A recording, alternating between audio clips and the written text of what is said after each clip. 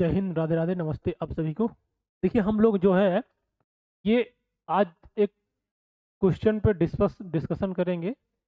पीछे आपके जो क्लास में हम लोग पढ़े हैं ये सेल बायोलॉजी था, फंडामेंटल यूनिट ऑफ लाइफ। तो उसके हम लोग आज कुछ क्वेश्चन करेंगे जो कि आपके एग्जाम के पॉइंट ऑफ व्यू से इम्पोर्टेंट है, और ये केवल आपके बोर्ड एग्जाम कह लीजिए या फिर जो भी आपके कॉम्पिटेटिव एग्जाम होते हैं उनमें भी बहुत सारे क्वेश्चन आते हैं, और उनसे आपको ये फायदा हो सकते हैं। अब इस चैप्टर में मतलब देखिए, अगर देखा जाए ना तो ये मल्टीपल चॉइस क्वेश्चन है ना।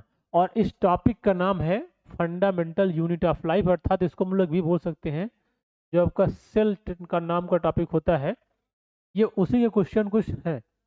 पिछले हम लोग क्लास में ये सारी बातें, बहुत सारा इनका जो स्पेशल इनका कुछ मतलब टॉपिक पर डिस्कशन है वो हम लोग कर चुके हैं बहुत अच्छी तरीके से। अब कुछ क्वेश्चन कर लेंगे तो आपको ये थोड़ा सा पता चल जाएगा कि हम लोग का कितना नॉलेज अभी तक है बचा हुआ है। ठीक है, तो चलिए पहले क्वेश्चन हम लोग शुरुआत करते हैं। ये कह रहा है, पहला क्वेश्चन कह रहा है विच of the following can be made into crystal. मतलब क्रिस्टल के फॉर्म में इनमें से कौन सा होते हैं, क्रिस्टल के फॉर्म में कौन होते हैं? Bacterium, amoeba, virus, sperm. तो देखिए क्रिस्टल के फॉर्म में जो होते हैं वो होते हैं वायरस, अर्थात इसका आंसर क्या होगा? C number. अब ये क्रिस्टल के फॉर्म में क्या है? ये जो क्रिस्टल के फॉर्म होता है इसका मतलब ये होता है कि अगर एक्चुअली पहले वायरस जो होता है, पहली बात तो वायरस से एक कह सकते हैं हम लोग ये लिविंग एंड नॉन लिविंग, इनके बीच की कनेक्टिंग लिंक है ये। मतलब इन दोनों को कनेक्टिंग लिंक का हम लोग वीडियो मतलब लेक्चर पढ़ चुके हैं, यूट्यूब में डाला है, अगर आप सर्च करेंगे तो मिल जाएगा कनेक्टिंग लिंक बहुत अच्छा सा।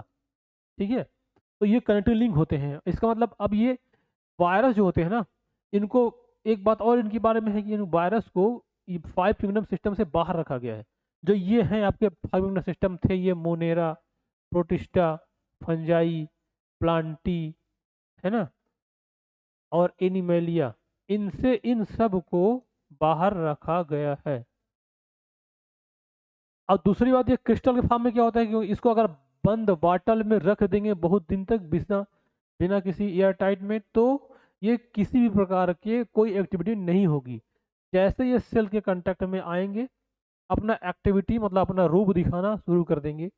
इसलिए इसको हम लोग बोलते हैं क्रिस्टल के फॉर्म में ही होता है, तो वायरस ऐसा होता है। ठीक है, अब देखिए अगला क्वेश्चन पे आते हैं। अगला क्वेश्चन क्या रहा है? Cell will cell up. एक सेल है, बोला है कब सेल कर जाएगी, मतलब फूल जाएगी, किस कंडीशन में? तो देखिए सेल कब फूलती है, या कोई भी सेल है, लिविंग के सेल या नॉन लिविंग भी कोई मान ले पार्ट है जैसे लकड़ी है, उसको हम लोग पानी में भिगा देंगे, मतलब पानी में डाल देंगे, धीरे धीरे क्या हो जाएगा? फूल जाएगा। तो वो किस कंडीशन में ऐसा होगा? तो ये कुछ ऑप्शन दिए हैं, इन्हीं को देख के बताना है। अब जैसे कि मान लीजिए ये सेल है, अब पहले इसको समझ लीजिए तो आप बात समझ में आएगी। ये सेल है तो सेल के अंदर ये भरा होगा क्या? इसके अंदर साइटोप्लाज्म भरा रहता है इसके अंदर।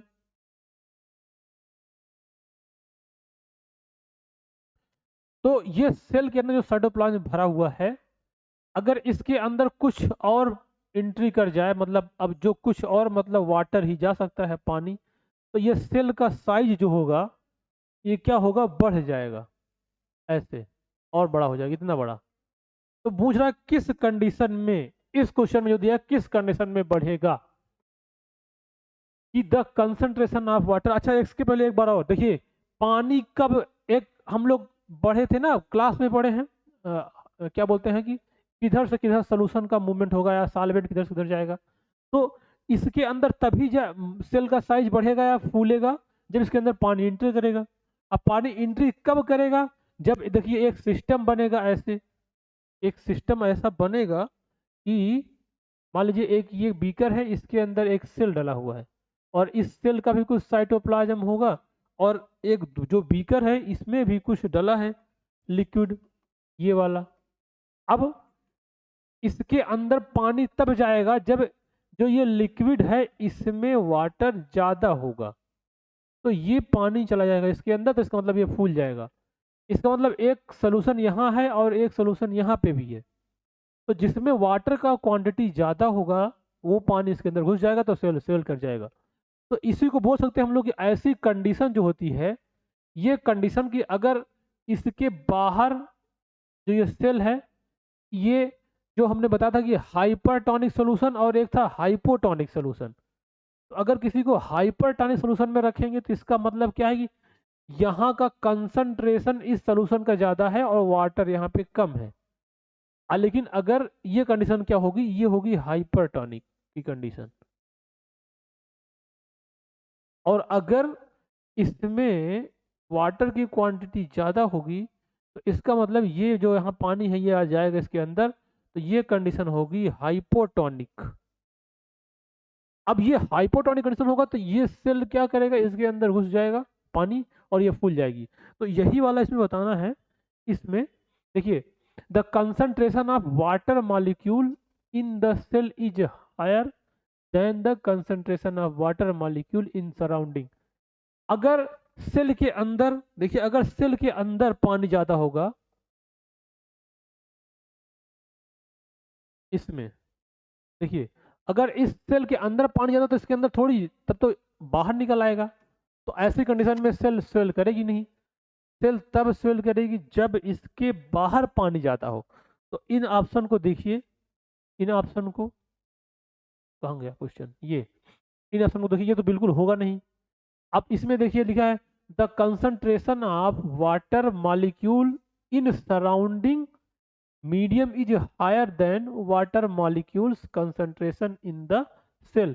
सेल की तुलना में जो बाहर इन्वायरमेंट में वाटर है उसका कंसंट्रेशन ज़्यादा है। तो इसका मतलब हुआ कि अब वो पानी उसके अंदर चला जाएगा।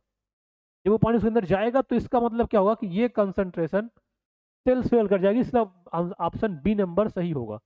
इसको भी पढ़ लेते हैं। Concentration of water molecule is same, same होगा तो हाई आइसोटोनिक सोल्यूशन बन जाएगा, ना कोई अंदर जाएगा ना कोई बाहर जाएगा, तो वो एसिटोनिक कहलाएगा। अब इसमें देखिए concentration of water molecules does not matter, ये भी गलत है, ये भी गलत है। आंसर क्या सही होगा, बी नंबर। अगले पे आते हैं। अगला क्वेश्चन देखिए, कह रहा है chromosome are made up of. Chromosome किसका बना होता है? तो देखिए क्रोमोसोम में हमने बताया था क्रोमोसोम पहले होता कहाँ, जैसे मान लो ये बीच में सेल के बीच में का ये न्यूक्लियस है, तो ये न्यूक्लियस में ही क्रोमोसोम होते हैं, है ना। अब इस क्रोमोसोम को अगर देखें तो ये क्रोमैटिन से मिलकर बने हैं। क्रोमैटिन जब कंडेंस होगा तो क्रोमोसोम बन जाएगा। अब इसी में पाया जाता है डीएनए, और इसका मतलब डीएनए से और किससे बना होगा, प्रोटीन से। प्रोटीन और डीएनए इनसे मिलके ये बना होगा। तो कौन ऑप्शन है, ये वाला, डीएनए एंड प्रोटीन। तो तीसरा कौन सा सही होगा, सी नंबर। अब देखिए इस वाले क्वेश्चन में, which of which of these option are not function of ribosome. इनमें से राइबोसोम का फंक्शन क्या नहीं है ना। पहला देखिए बोल रहा है, फिर इधर ऑप्शन नीचे दिया गया है, इधर बोल रहा है it help the manufacture of protein molecule. याद करिए राइबोसोम का फंक्शन होता है प्रोटीन का फॉर्मेशन करना, और यहाँ पे क्या दिया है, नॉट पूछा है, क्या फंक्शन नहीं है। तो ये तो है, इसलिए ये ऑप्शन सही नहीं माना जाएगा। It help the manufacture of enzyme, ribosome enzyme भी बनाता है, ये बात भी सही है, इसलिए ये ऑप्शन सही नहीं होगा। और it help the manufacture of hormones, देखिए हार्मोन्स, राइबोसोम जो होता है वो हार्मोन्स का फॉर्मेशन नहीं करता, है ना, इसलिए ये गलत है, इसलिए सही माना जाएगा। और it help the manufacture of starch molecule, ये भी गलत है, ये भी गलत है, इसलिए सही माना जाएगा। तो इसमें मतलब थर्ड और फोर्थ ऑप्शन कुछ है, थर्ड फोर्थ ये वाला ऑप्शन है, यानी सी नंबर इसका आंसर सही होगा। ठीक है, अगले समस्या पे आते हैं।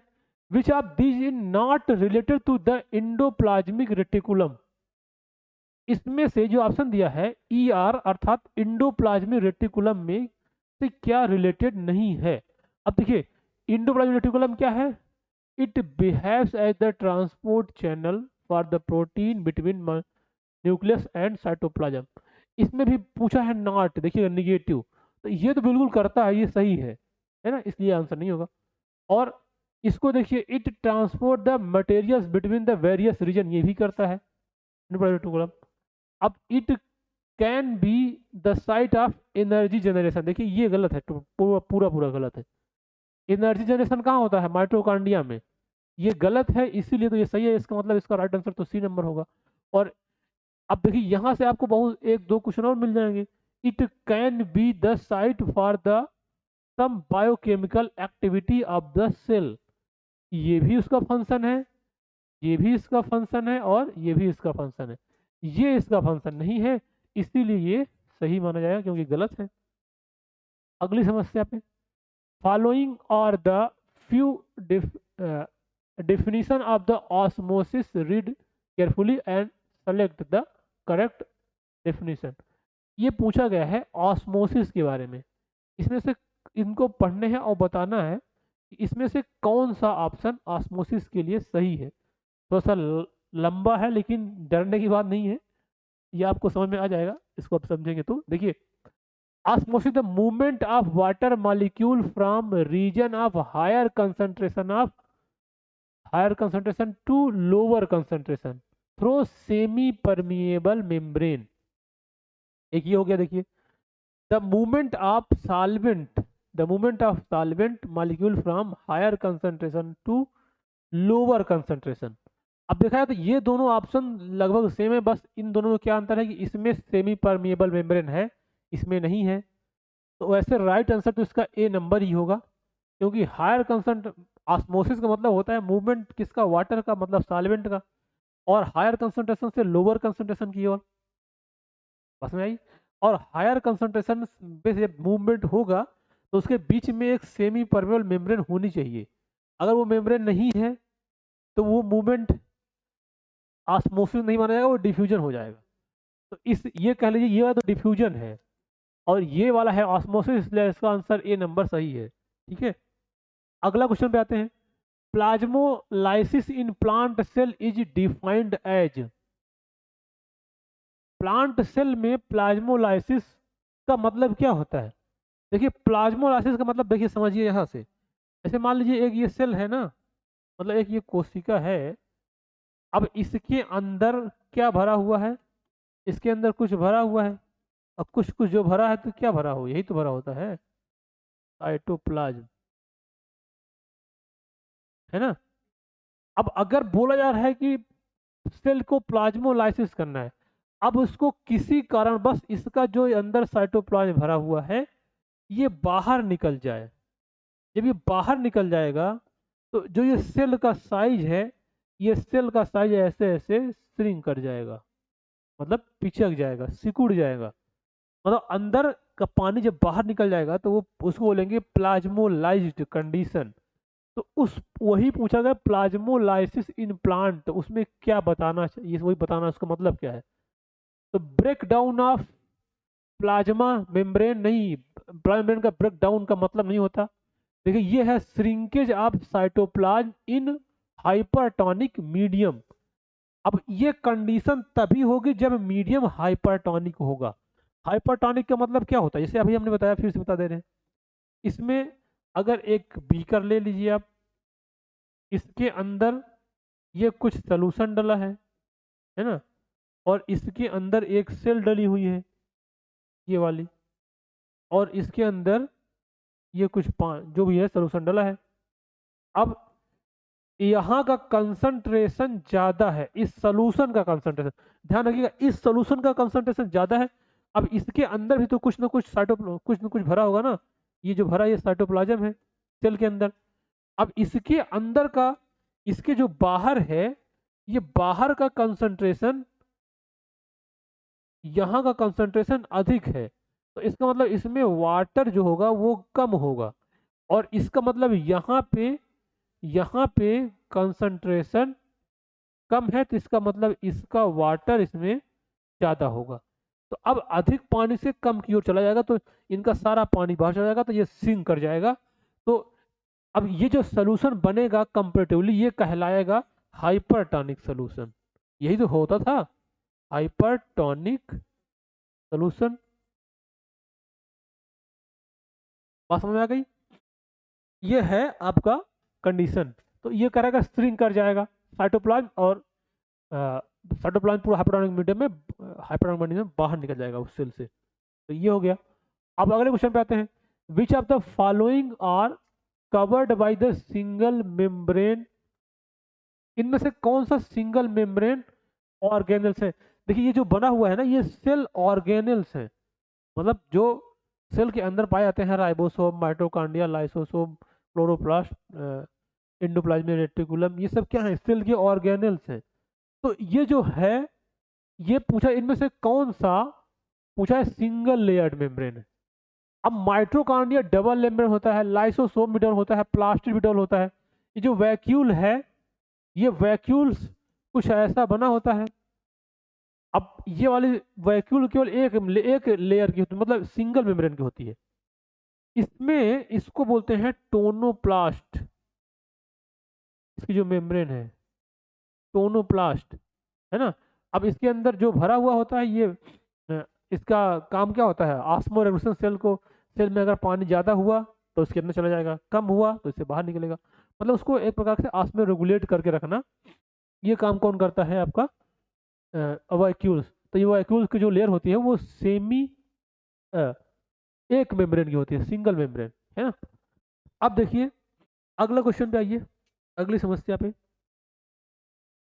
which cell organelles play a crucial role in detoxifying many poisons and drugs in the cell, which cell organelles play a crucial role in detoxifying many poisons and, ये पूछ रहा है कि इन ऑप्शन में से जो डिटॉक्सिफाइंग, मतलब अगर पॉइजन है तो उसको कम करने का जो रोल है पॉइजन का, वो कौन करता है।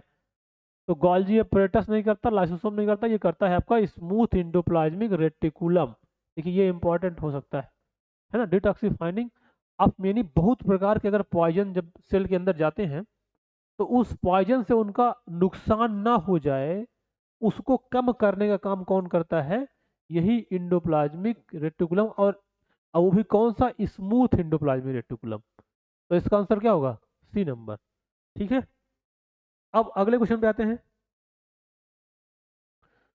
The protein and lipid essential for building up the cell membrane are manufactured by, ये पूछ रहा है प्रोटीन और लिपिड का फॉर्मेशन कहाँ पे होता है, प्रोटीन का और लिपिड का। अब देखिए एक्चुअली इनका फॉर्मेशन होता है रफ इंडोप्लाज्मिक रेटिकुलम में, अर्थात इसका आंसर ए नंबर होगा।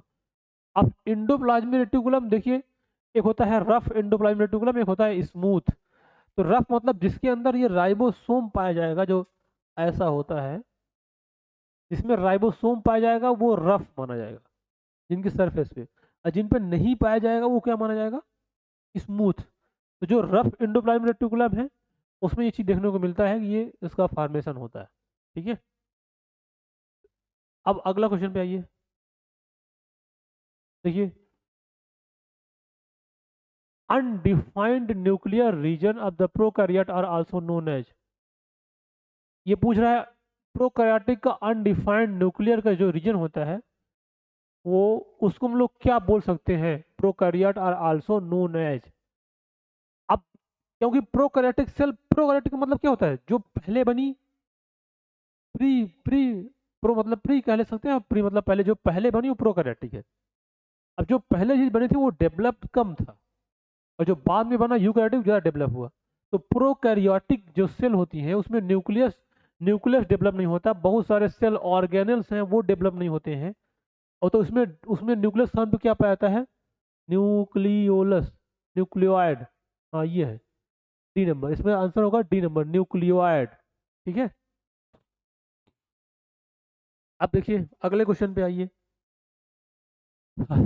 The cell organelles involve in the forming of complex sugar from simple sugar are, ये पूछ रहा है क्वेश्चन, द सेल ऑर्गेनल्स कौन सा सेल ऑर्गेनल्स है जो complex sugar from simple sugar, simple sugar से कॉम्प्लेक्स सुगर में होते हैं, तो वो कौन से ऑर्गन है, बताइए थोड़ा सा आप। इसको देख के। तो इंडोप्लाज्मिक रेटिकुलम ये नहीं है, इसका दूसरा काम राइबोसोम का प्रोटीन फॉर्मेशन, प्लास्टिड काम क्लोरोप्लास्ट जो कि किचन ऑफ द सेल में कहलाता है। तो ये आंसर होगा गोल्जी अपरेटस। तो इसका काम कौन करता है? Golgi apparatus. ठीक है, चलिए अगले क्वेश्चन पे आइए। विच out of the following is not a function of vacuole? Vacuole का फंक्शन क्या नहीं है? वैक्यूल अभी बताया था ना, वैक्यूल कहाँ पाई जाती है? सेल के अंदर वैक्यूल पाई जाती है। और उसका काम क्या होता है? ये जो वैक्यूल है, तो इसका जो सेल होगी ये टोनोप्लास्ट होगी। तो इसके अंदर का फंक्शन क्या नहीं है? बताया ना कि ये आस्मो रेगुलेशन करती है, मतलब अगर कोई चीज अधिकता है तो उसके अंदर चली जाएगी, कुछ कमी पड़ेगी तो उसे ले लिया जाएगा। इसका मतलब हो सकता है ये स्टोरेज भी कर रही है। अब इसके अंदर जितने भी कुछ स्टोरेज हो जाएंगे तो इसका मतलब ये स्टोरेज काम करती है। Providing turgidity and rigidity of the cell, इसका भी काम करेगी ये, है ना। कि अगर इसके अंदर जैसे सेल एकदम टर्जिड है, मतलब कह सकते हैं एकदम स्टैंड है, तो इसका मतलब ये होगा कि उसके अंदर वाटर का क्वांटिटी या कोई सोल्यूशन बहुत ज़्यादा भरा हुआ है, तो क्या बनेगा? टर्जिड रहेगा। अब उस कंडीशन में उसकी तरह भी काम करेगी वेस्ट, ये वेस्ट एक्सक्रीशन का भी काम करती है ना ये। तो अब इसके बाद लोकोमोशन का काम बिल्कुल नहीं करती हैं। ये नाट पूछा है, तो लोकोमोशन काम नहीं करती, इसका मतलब नहीं है, इसलिए मतलब सही है यही। चलिए अगले क्वेश्चन पे आइए। Amoeba acquire its food through the process term. जो अमीबा होता है, अमीबा, अमीबा, अमीबा कोई शेप नहीं होता, कोई साइज नहीं होता, उसको कोई आकार विकार नहीं होता, है ना। कुछ भी बना दो, ये बना दो, ये सब वैसे बना दो, ये अमीबा। और दूसरी बात, अमीबा जो होते हैं, अमीबा आपके कह लीजिए ये होते हैं आपके यूनी सेलुलर ऑर्गेनिज्म। ये होते हैं यूनिसेलुलर, मतलब इनकी होल बॉडी, इनकी संपूर्ण शरीर एक सेल से मिलकर बना होता है। मतलब इनके पास बहुत ज़्यादा स्पेशलाइजेशन नहीं है कि खाने का अलग, पचाने का अलग, एक्सक्रीशन का अलग, रिस्पायरेशन का अलग, सब एक ही में हो रहा है, इसी तो एक लिस्ट डेवलप होते हैं। बात समझ आ रही है? तो इनका पूछा कि ये जो प्रोसेस फूड अपने कैप्चर, क्योंकि खाना तो ये भी खाते हैं ना, तो ये फूड कैप्चर करते हैं, तो उनके उस प्रोसेस को क्या बोलते हैं, वो कैसे करते हैं? देखिए ये फूड प्रोसेस कैसे कैप्चर करते हैं। जैसे ये अमीबा है, यहाँ पे ये मान ली फूड आया, तो ये क्या करेगा, ये अपने सेल को ऐसे घेर लेगा, ऐसे बढ़ाएगा। देखिए इसको क्या करेगा, मान ली यहाँ फूड आ गया, अब ये अपनी सेल को ऐसे बढ़ाएगा, और यहाँ भी सेल को ऐसे बढ़ाएगा, इस सेल को ऐसे बढ़ाएगा, और इसको घेर के अंदर ले जाएगा। तो अब अंदर ले जाएगा तो इसको हम कह सकते हैं कि अब ये दोबारा ये ऐसा हो गया, मतलब ये फूड पार्टिकल कहाँ चला गया, इसके इसके अंदर चला गया। तो अंदर चला गया, तो इसका मतलब इस प्रोसेस को क्या बोलते हैं, सॉरी, इस प्रोसेस को बोलते क्या है? तो इसको बोलते हैं इंडोसाइटोसिस, है ना। मतलब सेल के अंदर चला गया, मतलब इसको कोई सिस्टम नहीं है अलग से, सेल के अंदर ही घुस जाएगा, वहीं पे उसका डाइजेशन होगा, इसलिए इसको बोलते हैं इंडोसाइटोसिस। और जो ज़्यादा डेवलप है, जैसे हम लोग में क्या है, अलग अलग सिस्टम बना है, digestive system, excretory system, respiratory system. तो हम लोग ऐसा सेल के अंदर घुसता नहीं है, हमारे इंटेस्टाइन में जाता है ना, तो उसको एक्जोसाइटोसिस बोल सकते हैं। लेकिन इनमें क्या होता है, इंडोसाइटोसिस। इसलिए इसका आंसर क्या होगा, बी नंबर। ठीक है, अगला क्वेश्चन पे आइए। Cell wall of which one of these is not made up of a cellulose. इसमें से किसकी सेल सेलुलोज से मिलके नहीं बनी है, ये बताना है। तो देखिए बैक्टीरिया, हाँ बैक्टीरिया की, ये बैक्टीरिया सेल होती है, सेलुलोज से नहीं बनी होती, है ना। ये पॉलीपेप्टाइड कुछ होता है, उससे मिल बनी। जैसे हाइड्रिला क्या है, ये प्लांट में आता है, मैंगो क्या है, प्लांट है, कैक्टस क्या है, प्लांट। तो सभी प्लांट में क्या पाए जाते हैं, सेलुलोज। तो सेलुलोज से मिलके बनी होती है ना। अब इसमें देखिए, silver nitrate solution is use to study. अब एक्चुअली ये क्वेश्चन देखिए, सिल्वर नाइट्रेट जो पूछ रहा है ना, सिल्वर नाइट्रेट एक प्रकार हम कह सकते हैं डाई का काम करता है यहाँ पे। अब ये पूछा है किसके स्टडी में काम आता है। तो एक्चुअली जो भी सेल ऑर्गेनल्स होते हैं हमारे सेल में, तो उन सब का स्टडी करने के लिए, अब ऐसे तो है नहीं कि बहुत बड़ा बड़ा होता है हमारे आंखों से दिखाई जाएगा, वो बहुत ही छोटे होते हैं, मतलब माइक्रोस्कोपिक। तो उसको देखने के लिए हमें क्या चाहिए, माइक्रोस्कोप। और जब माइक्रोस्कोप उसको देखेंगे तो उसके अंदर बहुत सारी सेल रहती हैं, तो हमको पहचान नहीं आएगा ये कौन सा है ना, तो उसको क्या करते हैं, एक कलर कर देते हैं, उसको डाई कर देते हैं। अब ये क्या है कि वो हर प्रकार की जो डाई होती है अलग अलग ऑर्गेनेल्स को पढ़ने के लिए होता है। तो अब अगर मान लीजिए हमको माइटोकॉन्ड्रिया का एसिडी करना है, तो माइटोकॉन्ड्रिया को कलर करने वाली अलग प्रकार की डाई आएगी, अगर वो कलर डालेगी तो माइटोकॉन्ड्रिया जितने भी उसको कलर कर देगा, तो वो कुछ अलग दिखने लगेगा। अब हम ऐसे देखेंगे तो देखिए ये मेरा माइटोकॉन्ड्रिया है, अब वो दिख जाएगा अलग से, बस में कि इसी तरह से। अब तो पूछा गया नाइट, क्या पूछा, नाइट सिल्वर नाइट्रेट से किसको स्टडी करते हैं, तो वही कलर कर दिया जाएगा, तो तब स्टडी करने में आसानी हो जाएगा। तो इनमें से क्या करते हैं, इंडोप्लाज्मी को नहीं करते, इसमें करते हैं एक्चुअली गोल्जी अपरेटस को, है ना।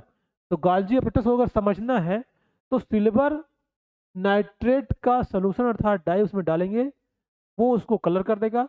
अब हमको उसको स्टडी करने में आसानी रहेगा, आसानी से उसको ढूंढ लेंगे, ये है मेरा कि ये गोल्जी अपरेटस। बात में आ गई। अगले क्वेश्चन पे आते हैं। Organelle other than the nucleus containing DNA is, इसमें पूछ रहा है कि organelles other than the nucleus containing DNA, मतलब कुल में कहने का मतलब इसका ये है कि डीएनए पाया जाता है न्यूक्लियस में, हमने भी बताया था। ये न्यूक्लियस में यहाँ पे ये क्रोमोसोम होगा और इन्हीं में डीएनए देखने को मिलता है। लेकिन किसका खुद का डीएनए भी होता है जो सेल ऑर्गेनेल्स हैं, इनका खुद का डीएनए अपना किसका होता है, वो होता है आपका ये माइटोकॉन्ड्रिया का। जो माइटोकॉन्ड्रिया है इनका अपना खुद का डीएनए होता है, ठीक है। तो इसलिए इसका आंसर क्या होगा, सी नंबर, ठीक है। अगला पे आते हैं, किचन ऑफ द सेल, ये तो सब जानते हैं, एकदम बहुत सिंपल सवाल है। किचन मतलब खाना बनता है जहाँ पे, है ना। तो प्लांट में खाना कहाँ बनता है, उसके क्लोरोप्लास्ट में, अर्थात प्लास्टिड बोलते हैं, या तो दिया होगा या क्लोरोप्लास्ट, या ये देखो क्लोरोप्लास्ट, है ना। अब इसमें माइटोकॉन्ड्रिया, माइटोकॉन्ड्रिया को एक बात बोलते हैं, ये क्या है, power house, power house of the cell कहलाता है ये power house of the cell है।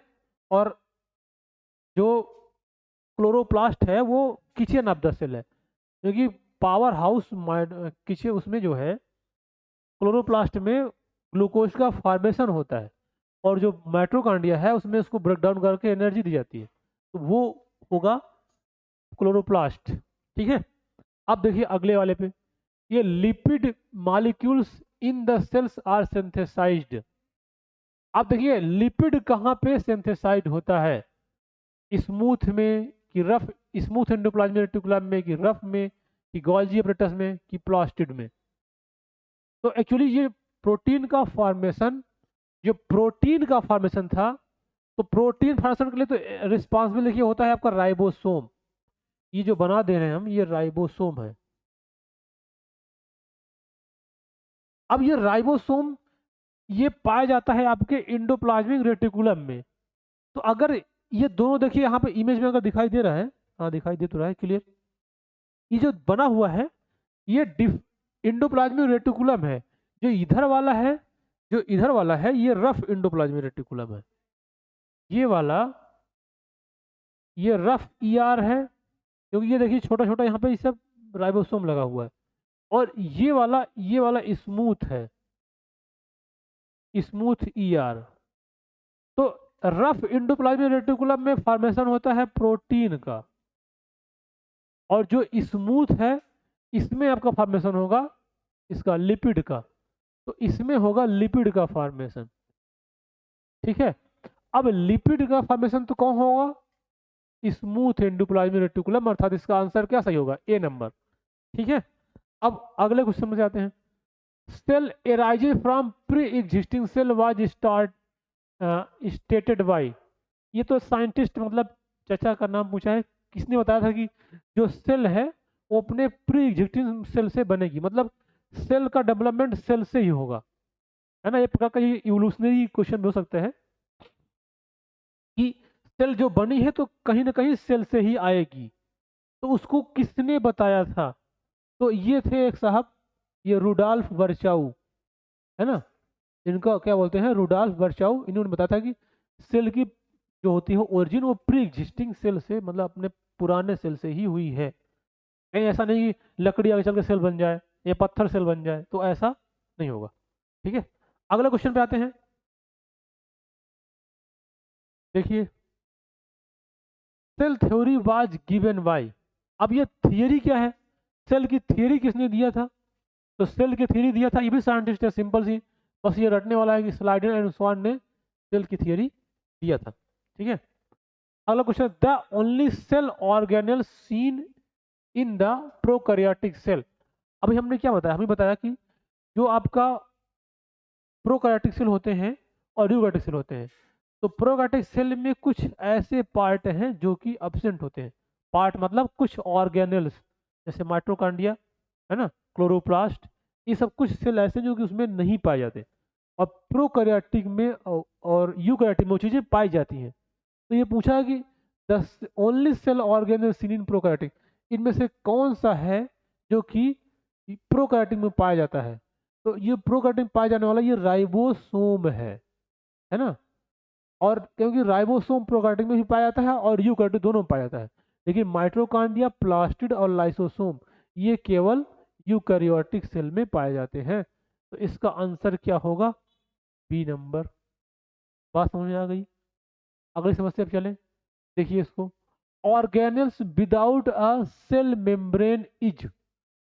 अब फिर से वही बात आई, कौन सा ऑर्गेनेल्स इनमें है जो बिना सेल मेम्ब्रेन के होते हैं? जैसे क्या है, मान लीजिए कोई ऑर्गेनेल्स है, तो इसके बाहर एक मेम्ब्रेन मान लीजिए है, तो मान लीजिए इसको बोला गया सेल मेम्ब्रेन या प्लाज्मा मेम्ब्रेन। तो किसमें सेल मेम्ब्रेन या प्लाज्मा मेम्ब्रेन ये नहीं पाई जाती? तो ribosome, Golgi apparatus, chloroplast, nucleus, इनमें पाया जाता है, इनमें पाया जाता है, इनमें पाया जाता है। ये आपके राइबोसोम में ये चीजें देखने को नहीं मिलती है। तो इसका आंसर क्या होगा? है ना, विदाउट राइबोसोम, ए नंबर। ठीक है, अगली समस्या पे चलें।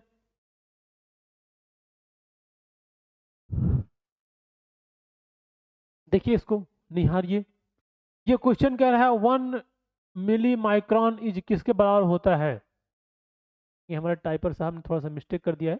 देखिए इसमें एक्चुअली इसको लिखना चाहिए ऐसे, 10⁻⁻�6 मीटर, और इसको 10⁻⁻⁹, और इसको 10⁻⁻10 मीटर, और इसको 10⁻⁻3। ये ऑप्शन बनेगा इसमें, मतलब ये ए नंबर है, ये बी है, ये सी है, और ये डी है। ये पावर एक्चुअली ऊपर होगा, तो ये पूछा 1 मिली माइक्रॉन किसके बराबर होता है? तो 10⁻⁻6 है ना, ये इसका आंसर होगा, यानी ए नंबर। इसको आप सुधार करेंगे, इसको यही लिखेंगे 10⁻⁻6, और यही वाला इसका आंसर होगा। ठीक है, ये शायद लास्ट क्वेश्चन है आपका सेल बायोलॉजी, इसका जो आपका fundamental. Lysosome are arises from. ये लाइसोसोम कहाँ से एराइज होते हैं? ये लाइसोसोम कहाँ से बनते हैं? लाइसोसोम को suicidal bag of the cell भी बोलते हैं, मतलब आत्महत्या की थैली बोला जाता है। तो ये कहाँ से बनते हैं? ये देखिए एराइज होते हैं इंडोप्लाज्मेटो नहीं, गोल्जी अपरेटस से। ये गोल्जी अपरेटस से ये बनते हैं। तो इसका राइट आंसर क्या होगा? बी नंबर, है ना। न्यूक्लियस और माइटोकॉन्ड्रिया इससे नहीं बनते हैं। इसका राइट आंसर होगा बी नंबर। तो ये रहे कुछ आपके सेल बायोलॉजी क्वेश्चन। बाकी हम लोग सेल का डिटेल स्टडी क्लास में किए हैं। अब ये जो मल्टीपल चॉइस क्वेश्चन है इसको आप कर लेंगे, तो अगर आपके एग्जाम में एमसीक्यू आएगा तो इसी से ही आएगा, मतलब यही वाला क्वेश्चन ही नहीं है जो हम बताए हैं। मतलब ऐसा कंसेप्ट आएगा कि आप इससे देखे रहेंगे तो आपको बहुत सारी जानकारी मिल जाएगी और आप कर जाएंगे। और आपके जो कम्पिटेटिव एग्जाम हो रहे हैं, जहाँ जहाँ पे बायोलॉजी पूछी जाती है, तो अगर सेल से संबंधित क्वेश्चन आएगा, क्योंकि ये सारे क्वेश्चन जो उठाए गए हैं ये आपके जो एनसीईआरटी है, एनसीईआरटी एनसीईआरटी सभी करते रहते हैं, तो जो एनसीईआरटी है वहाँ से ये क्वेश्चन सारे दिए गए हैं, बनाए गए हैं। तो ये क्वेश्चन वैसे भी आपके लिए महत्वपूर्ण हो सकते हैं। ठीक है, तो आप लोग इसको देखिएगा और करिएगा। हम लोग फिर मिलेंगे फिर किसी नेक्स्ट टॉपिक में। ठीक है, ओके।